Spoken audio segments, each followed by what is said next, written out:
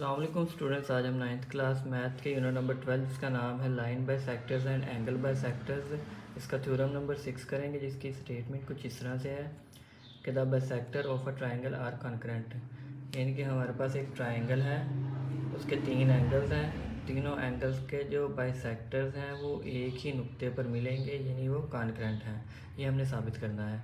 तो उसके लिए जो है ये हमने एक ट्राइंगल बना लिया A B and C. Given में हम यही ट्रायंगल का नाम लिख देंगे कि हमारे पास एक ट्रायंगल ए बी सी मौजूद है। अब हमने टू प्रूफ क्या करना है, यहाँ पे मतलूब हमें क्या है वो हमने यहाँ पे मालूम करना है कि ये जो तीन ज़ाविये हैं यानी तीन एंगल जो हैं, इनके बाइसेक्टर जब हम करेंगे यानी कि नासब खींचेंगे तो वो एक ही नुक्ता पर ज्वाइन करेंगे तीनों। तो यहाँ पे टू प्रूफ में हम लिख देंगे कि द बाइसेक्टर्स ऑफ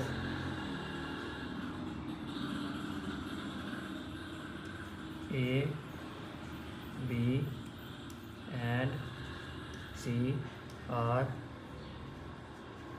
कॉन्करेंट। बाद हम इसकी कंस्ट्रक्शन करेंगे। तो कंस्ट्रक्शन में हम जो है वो एंगल्स इसके बनाएंगे। सबसे पहले यहाँ पे हम एंगल्स बना लेंगे और दो एंगल्स हम जो है वो बी और सी जो पॉइंट है वहाँ से जो दो एंगल्स हमारे बन रहे हैं उन दोनों के हम बाइसेक्टर जो है वो लगा देंगे, यहाँ से इसका भी और सी का भी। तो ये बाइसेक्ट कर दिया।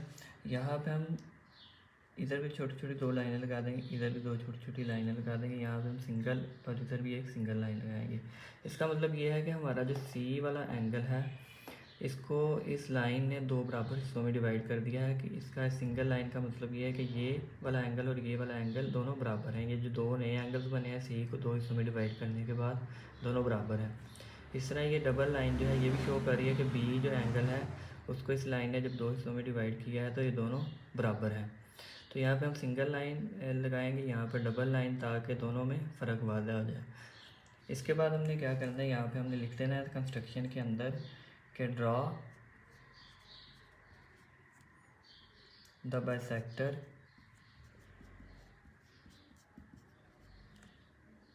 Of B and C.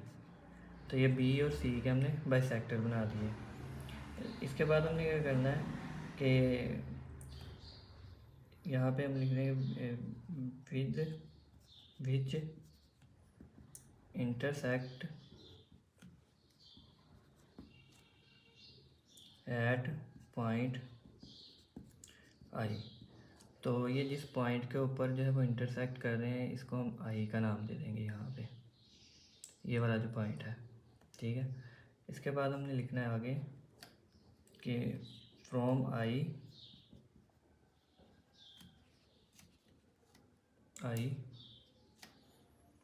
Draw I F perpendicular to A B and इसी तरह से है I D perpendicular to B सी।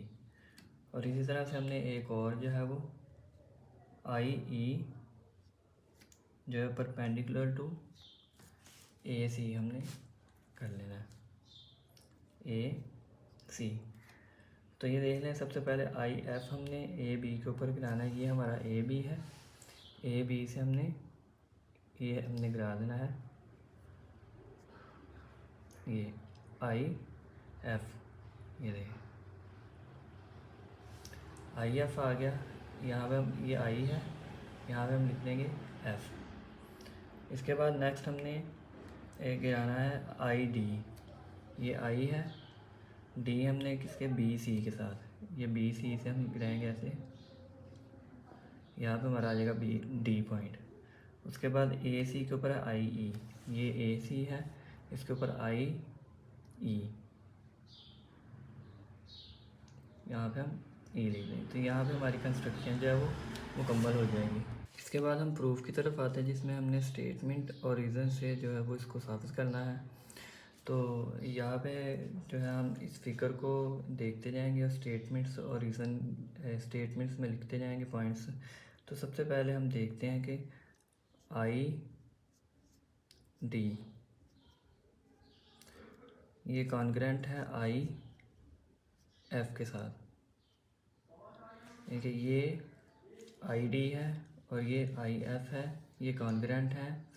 ये हमें कैसे पता चलता है? ये हमने एक थ्योरम किया था पहले कि अगर एक जो लाइन है वो एक एंगल को बाइसेक्ट करती है, तो उस बाइसेक्टर पे आने वाला कोई भी पॉइंट इन दोनों आर्म्स के जो है वो इक्वी डिस्टेंस होता है, यानी कि बराबर फासले पर। तो इसका मतलब है ये जो पॉइंट है ये इस आर्म के इस पॉइंट और इस पॉइंट से इक्वी डिस्टेंस यानी कि बराबर फासले पर होगा। तो ये हमने थ्योरम नंबर 1 में किया था। तो यहाँ पे हम लिख देंगे any point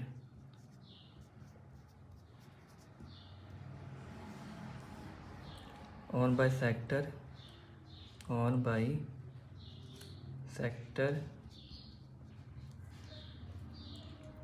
of an angle is equidistant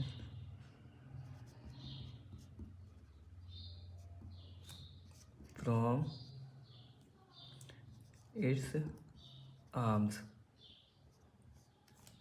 तो बिल्कुल इसी तरह से हम यहाँ पे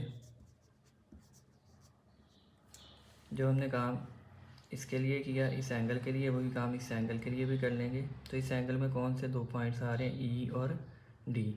तो यहाँ पे एक आई डी आ जाएगा, ये हमारे पास एक लाइन आ जाएगी, और एक आई ई आ जाएगी। तो यहाँ लिख देंगे तो कि आई डी जो है वो आई ई के कॉन्ग्रेंट है, और ये भी हमें इसी थ्योरम के जरिए पता चलता है जो हमने थ्योरम नंबर 1 किया था। इसके बाद देखिए नेक्स्ट कि अगर ये दोनों जो है वो ये आई एफ और आई डी ये जो है वो कॉन्ग्रेंट है, इस तरह से आई डी और आई ई कॉन्ग्रेंट है, तो इट्स मीन आई एफ और आई ई भी कॉन्ग्रेंट है। तो यहाँ हम लिख सकते हैं कि आई ई कॉन्ग्रेंट है आई एफ के।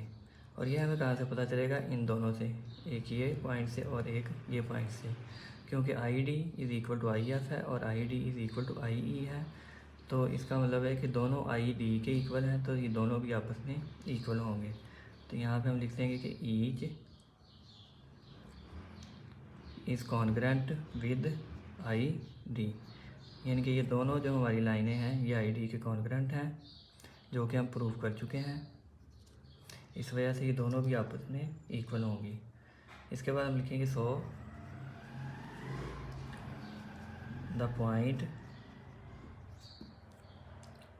I is on the bisector of angle A. इसका मतलब है कि ये जो आई है वो ए एंगल के बाइसेक्टर के ऊपर भी आ रहा है। वो हमें कैसे पता चलेगा? क्योंकि थ्योरम नंबर 2 में ये पढ़ा था कि अगर दो जो ये आर्म्स हैं, ये दो आर्म्स जो बन रहे हैं इस एंगल के, अगर कोई इस दो हमारी जो लाइनें हैं वो इक्वी डिस्टेंस हों, तो वो जहाँ पे इंटरसेक्ट करेंगी वो एंगल को बाइसेक्ट करेगा। ये हमने थ्योरम नंबर 2 में पढ़ा था। इस वजह से ये एंगल जो है वो इस बाइसेक्टर के ऊपर होगा, ए के बाइसेक्टर के। इसके बाद हम देखते हैं कि आल्सो हमें ये भी पता है पहले से, ये तो हमने साबित कर दिया कि ये आई जो पॉइंट था उसके ऊपर आ रहा है ए का बाइसेक्टर, लेकिन बी और सी जो है ये पहले ही हमें पता है कि दोनों इंटरसेक्ट करें आई के ऊपर। तो यहाँ पे हम लिखेंगे आल्सो द पॉइंट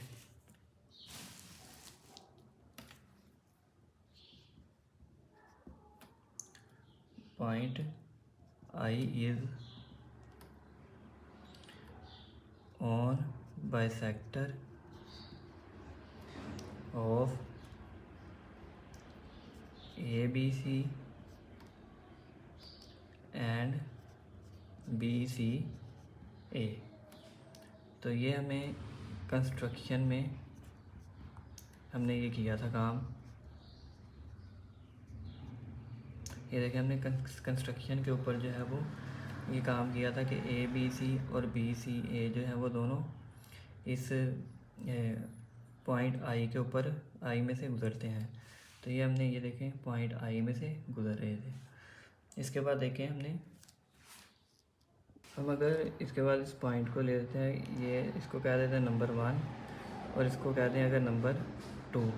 तो यहाँ पे हमें पता चल गया कि ये ए का जो बाइसेक्टर है वो आई पॉइंट में से गुजरा है, और यहाँ से हमें पता चल रहा है कि ए बी सी एंगल और बी सी ए एंगल का जो बाइसेक्टर है वो भी आई में से गुजर है। इसका मतलब तीनों एंगल्स के जो बाइसेक्टर हैं वो पॉइंट आई में से गुजर रहे हैं। तो हम कह सकते हैं यहाँ पर कि दस the bisector of A, B and C are concurrent at point I। तो इस तरह से हमारा जो है वो ये थ्योरम जो है वो प्रूव हो जाएगा।